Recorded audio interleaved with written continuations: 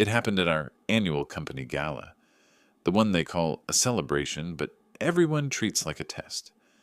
Black tie, open bar, a rented ballroom that smelled like money and lemon cleaner, the kind of night where people suddenly remember how to laugh too loud, clap too hard, and say your name like it's an investment.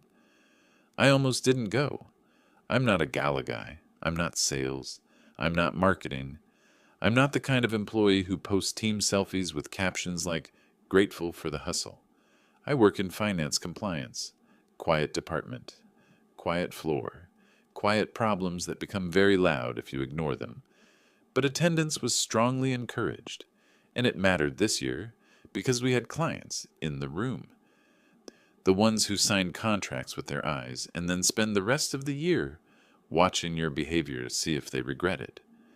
So I showed up in a plain black suit that fit well enough, a tie I hated, and shoes that had never seen a dance floor. And before I even made it 10 steps into the ballroom, something went sideways. The catering team was short. Not a little late, short. Missing trays, missing hands, missing an entire section short. I recognized the event coordinator because she'd been in our building earlier that day, arguing on the phone near the elevators. Now she looked like she'd aged 5 years since lunch. She spotted me, blinked like she wasn't sure she could ask, then did anyway. "Can you help me for literally 2 minutes?" she said, already moving, already assuming my answer. I should have said no. I wasn't hired for this. I wasn't trained for it. I was a guest. But she looked like she was one drop plate away from crying in a bathroom stall, and I'm not wired to watch someone drown when I can hand them a rope. So I followed her through a side door into the service corridor, where the lighting turned harsh and the glamour died instantly. Stacks of glassware, half-open boxes of linens, a table of champagne flutes waiting like an accusation. "Just carry these to the bar," she said, shoving a crate of sealed bottles into my hands. "I'm so sorry. I'll owe you." I carried them, dropped them off, came back, carried another crate. It wasn't heroic, it wasn't dramatic. It was 2 minutes of being useful, except it didn't stay 2 minutes. Because on my third trip, as I came back through the side door into the ballroom, I heard a voice behind me, loud, confident, and amused in that way people get when they think the room belongs to them. "Hey, careful, help. Don't spill that on anyone important." I stopped so fast I almost dropped the crate. I turned my head and saw him. Kyle. Kyle was one of those guys who always looked like he'd stepped out of a podcast ad. Hair perfectly styled, teeth too white, suit expensive in a way that wanted credit. He was a senior account manager who treated every interaction like a stage and every person like an audience. He had a drink in his hand and a client on his other side, and the client was laughing because Kyle was laughing, and that's how those moments work. Kyle pointed at me with his glass, like I was part of the decor. Then he said it again, slower so the people around him could enjoy it. "The help's really hustling tonight," and the worst part wasn't the words. It was how easy it was for him. Like calling someone the help was normal. Like it was just banter. Like it didn't matter who I was, because in his head, the only thing that mattered was where he thought I belonged. I felt my face go hot, but my body stayed calm. Years of corporate training will do that to you. In my job, if you react emotionally, you lose leverage. If you stay steady, people expose themselves. I looked at him, really looked, and I watched his eyes do the quick scan. Crate in my hands, service door behind me, no name tag visible, no drink, no client attached. He'd made a decision about me in half a second. I could have corrected him right there. I could have said, "Kyle, I work in compliance," and watched him choke on his own confidence. But the room was full of people who didn't know me well, people who did know Kyle, people who were always looking for a social cue to follow. And I didn't want a scene. So I did something that, in hindsight, felt almost surgical. I smiled, just barely, not friendly, not angry, the kind of smile you give when you're filing something away. Then I said evenly, "No worries." Kyle laughed like he'd won. He turned back to his client, already moving on, already forgetting I existed.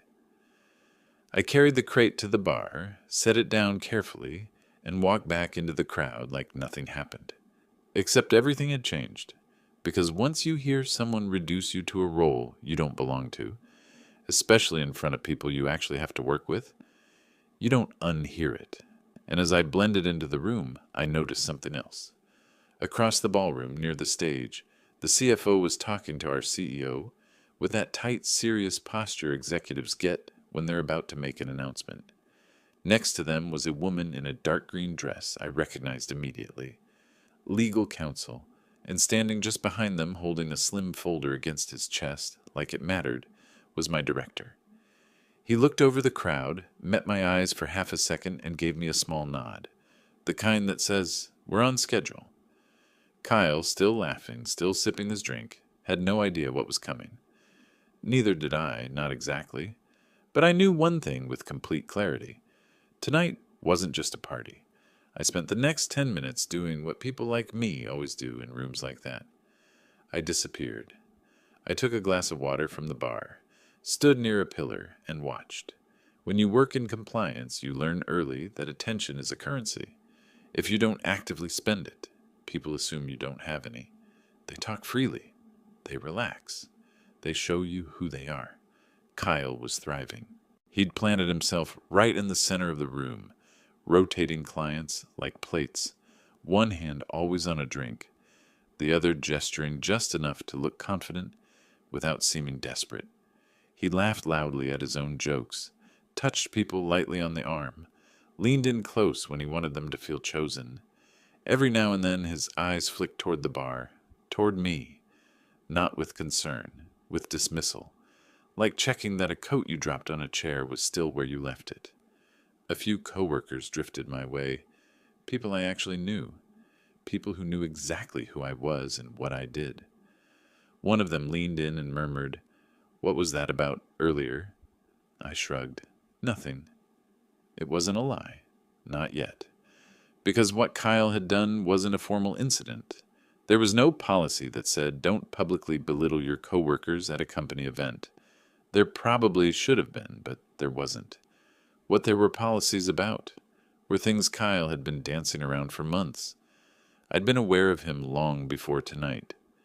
In compliance, you develop a kind of peripheral vision for patterns. Expense reports that always land just under approval thresholds. Vendor invoices that look legitimate until you line them up side by side. Client entertainment budgets that somehow expand whenever a certain person is involved. Kyle wasn't stupid. He wasn't reckless. He was casual. And casual is dangerous. 3 months earlier, a junior analyst on my team had flagged something small. A dinner receipt, expensive wine. A client listed who, according to CRM records, hadn't been in town that week. I'd asked for clarification. Kyle had responded fast, friendly and vague. Oh yeah, that was informal. Might have mixed up the dates. Happens all the time, right? It does happen. Once. What followed wasn't an investigation. Not officially. It was a quiet habit. Every time Kyle submitted something that brushed a policy edge, I saved it. Tagged it. Logged it. Nothing dramatic. Just a folder. Dates. Numbers. Context. I never pushed it upward because, frankly, it hadn't earned escalation yet. Until patterns earn it. Back in the ballroom, the lights dimmed slightly. Music softened. The event coordinator took the stage to thank sponsors and cue the executive remarks. People started drifting toward their seats. Kyle made his way closer to the front, positioning himself where clients would see him first, where leadership would have to notice him. As he passed me, he slowed just enough to make eye contact. He smiled. Not apologetic, not embarrassed. The kind of smile that says, "We both know how this works." "Hey," he said low enough that only I could hear. "No hard feelings, right? It's crazy back there tonight." I looked at him. Up close, I could see the faint tension behind his eyes, the micro calculations. He wasn't worried, but he was aware. "Of course," I said. "All good." And it was, because I didn't need an apology. What I needed, he was already giving me, confirmation. He turned away, satisfied, and slid into a seat near the aisle. I stayed standing. That's when my director approached me. He didn't ask if I was okay. He didn't mention Kyle. He didn't mention anything that had just happened. He just said, "After the opening remarks, stick close to the stage." That was it. Then he walked away. I felt the shift then, the internal click, the moment where something stops being theoretical. On stage, the CEO began talking about growth, about resilience, about how proud he was of the team, the usual warm-up language designed to make people feel safe. Then the CFO stepped forward. She thanked the clients for trusting us, thanked the teams for adapting during a difficult quarter. And then she said my name, not loudly, not dramatically, just clearly. She asked me to join her on stage. The room reacted before my brain did. Heads turned, whispers rippled. People scanned their memory, trying to place me. Kyle froze. I could see it from where I stood. His posture stiffened, just slightly. His smile didn't disappear, but it stopped growing. I handed my water glass to the bartender and walked forward. Every step felt louder than it was. The CFO introduced me as the lead on a new integration oversight role tied to an upcoming acquisition. Explained that my team would be embedded across departments to ensure transparency, compliance, and clean transitions. It was corporate language, polite, sanitized, but the message was simple. Visibility was about to increase. I stood there, nodded, said a few prepared words about teamwork and responsibility. Nothing threatening, nothing personal. From the stage, I could see Kyle clearly now. He wasn't looking at me. He was looking at the CFO, then at legal, then at my director. The room applauded. The spotlight moved on. The moment passed. But something else settled in its place. A kind of silence that doesn't mean calm. It means consequences are loading. After the applause died down, people surged toward the bar again. Conversations restarted, but with a different pitch. Quieter, more careful. Kyle stood up fast. He threaded through the crowd toward me, his confidence now edged with urgency. "We should catch up," he said, smiling too tightly. "Maybe next week?" "Sure," I replied. "Send me time." He nodded, already retreating, already doing damage control in his head. I watched him go, and for the first time that night, I felt something close to irritation settle into focus. Not anger, clarity. Because he still thought this was about embarrassment. He didn't know it yet, but the version of me he'd dismissed at the bar was the same one who now had a legitimate reason to open files, that had been waiting patiently for the right moment, and that moment had just arrived. I went home that night and didn't sleep. Not because I was angry. Anger burns hot and fast. This was colder, slower, the kind of feeling that keeps replaying small details you thought you'd already processed. The way Kyle smiled when he called me the help. The way he said no hard feelings like he was doing me a favor. The way he assumed the story ended wherever he decided it ended. I lay in bed staring at the ceiling, running through every interaction I'd ever had with him, not emotionally, methodically. In my line of work, when something doesn't sit right, you don't jump to conclusions. You inventory facts. You test assumptions. You ask yourself one question over and over. What do I actually know? By morning, I had my answer. I knew this wasn't about revenge. It was about alignment. I got into the office early, earlier than usual. The kind of early where the lights hum and the coffee tastes burnt because no one's calibrated the machine yet. I logged in, opened my inbox. No emergencies, no fires. Then I opened the folder. Kyle's name wasn't on it, not officially. Compliance folders never wear names like labels. They wear timestamps, codes, neutral language.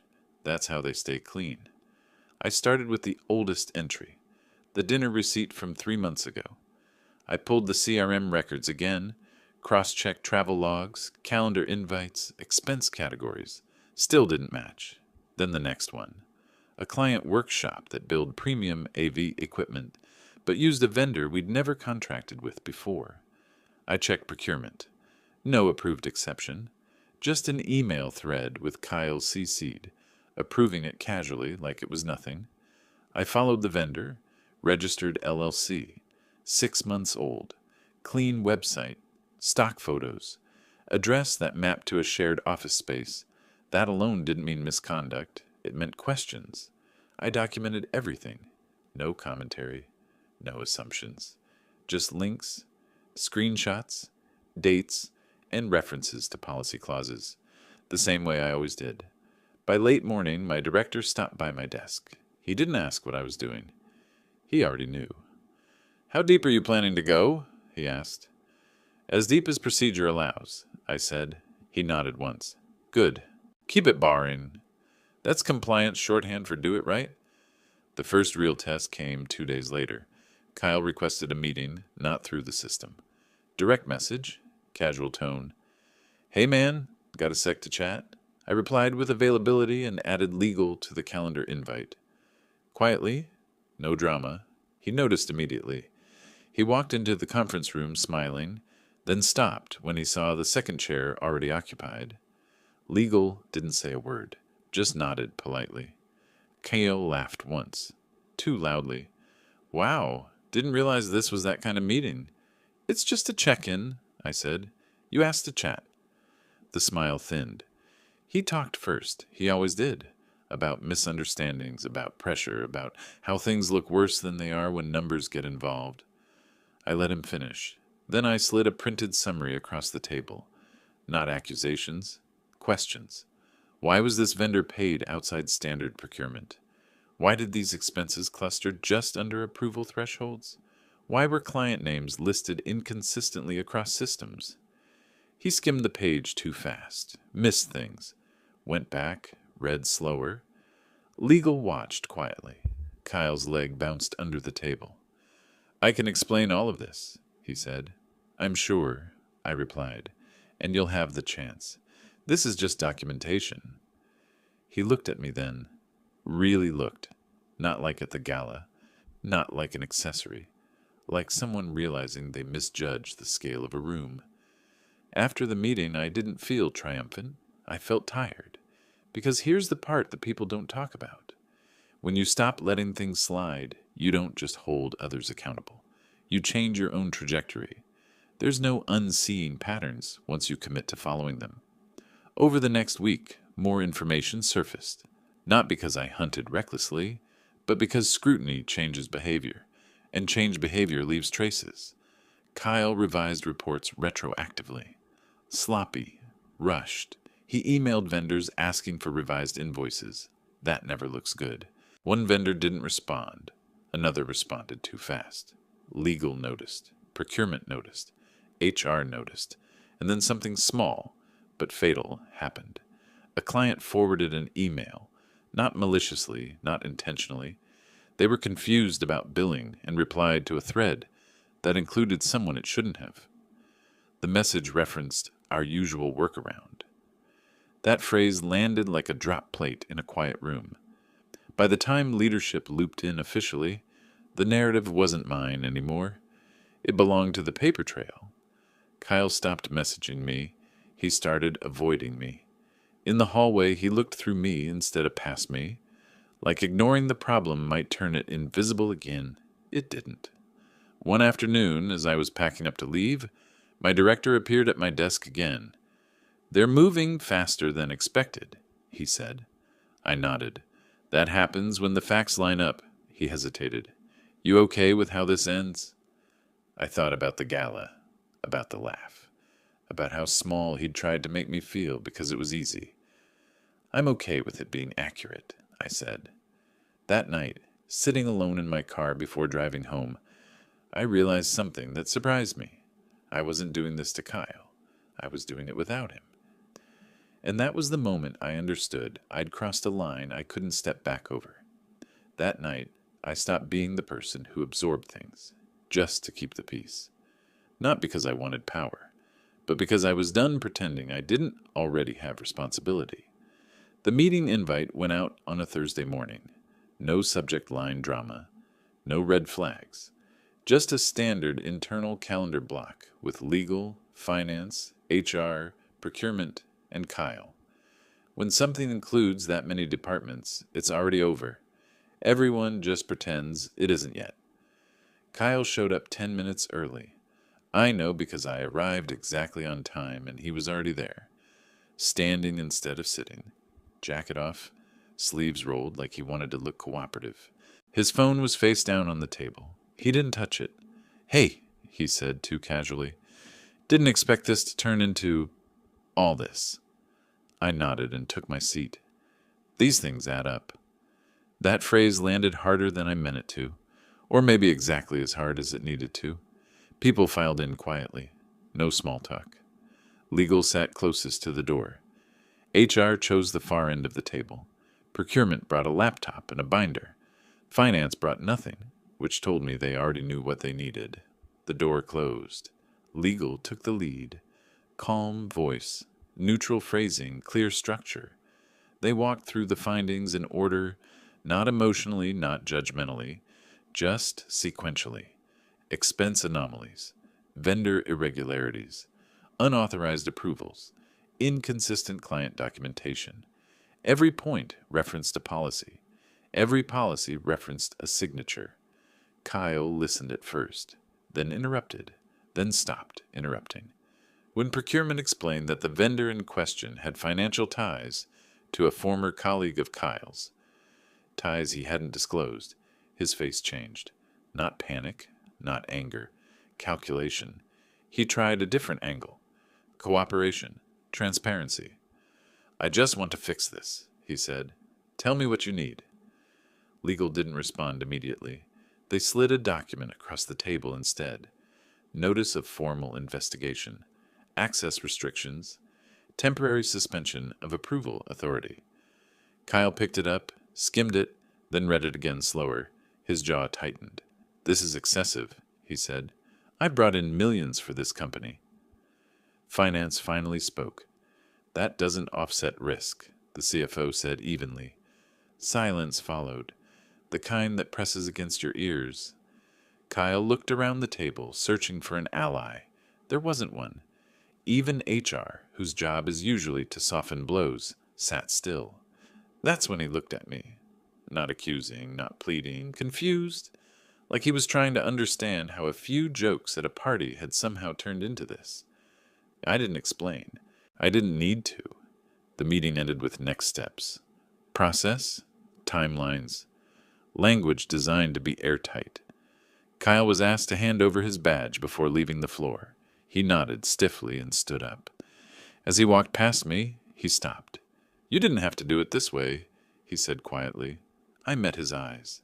"This is the way?" He didn't respond. That afternoon, the office shifted. People noticed Kyle's desk was empty. His calendar went blank. His access requests bounced. Conversations lowered when I walked by. Not because I was feared, but because the illusion of safety had cracked. Someone asked me if I felt bad. I told them the truth. I feel finished. Because the chaos wasn't loud. It wasn't dramatic. It was administrative. Over the next few days, emails went out. Clients were reassigned. Leadership communicated organizational changes with carefully chosen words. Kyle was terminated by the end of the week. No escort, no scene, just an email confirmation and a disabled login. The vendor contracts were voided. Finance clawed back what they could. Legal documented the rest. What surprised me wasn't how quickly it happened. It was how quietly everyone accepted it. Because deep down, they'd all seen versions of Kyle before. They'd just never watched one fall this cleanly. The Gala came up once more in passing. A client joked, "Guess you weren't the help after all." I smiled politely and changed the subject. That night, walking out of the building under fluorescent lights that flickered like they always had, I felt something settle. Not victory, relief. The noise was gone. And for the first time since that laugh at the bar, the silence didn't feel like pressure. It felt like balance. The week after Kyle was let go was quieter than I expected. No whispers, No side messages. No dramatic postmortems over coffee.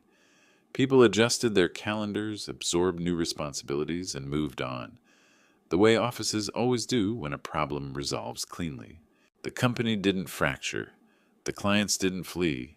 Revenue didn't collapse. In fact, things ran smoother without the constant need to explain small inconsistencies. That alone told me everything I needed to know. A few days later, I ran into the event coordinator from the Gala in the lobby. She recognized me instantly and froze for half a second, like she wasn't sure if she was allowed to say something.